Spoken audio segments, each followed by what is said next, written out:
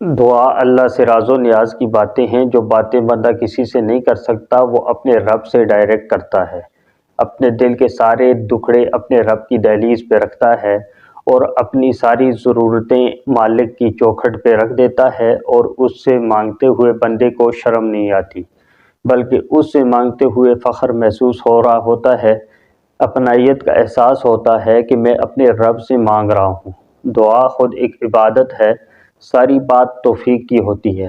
جب اللہ ناراض ہوتا ہے تو فرض نمازیں بھی ادا نہیں ہو پاتی، اور جب وہ راضی ہو جائے تو آدھی رات کو جگا کر اپنے حضور کھڑا کر لیتا ہے۔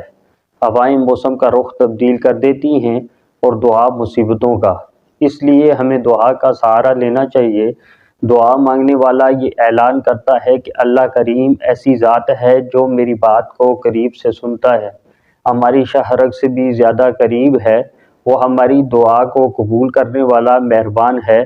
نعمت وہ مانگیں جو دینے والے کے قریب کرے، اپنا دل زندہ کریں، ہر طرف آپ کو زندگی نظر آئے گی۔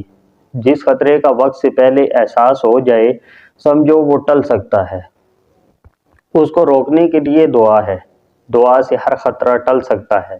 اللہ تعالیٰ ان خطرات سے بچائے جن کا قریب آنے کا ہمیں احساس تک نہیں۔ گناہ انسان کو دنیا میں سب سے بڑی سزا یہ دیتا ہے کہ انسان کا دعا سے اعتماد اٹھ جاتا ہے۔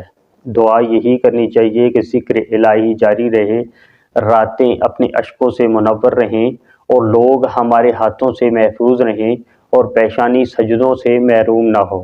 اللہ سے دعا ہے کہ اللہ مہربانی فرمائے رکھے اور حضور صلی اللہ علیہ وآلہ وسلم کی محبت میں ہماری زندگی گزرے، اور اللہ تعالیٰ کی عبادت میں ہماری زندگی گزرے۔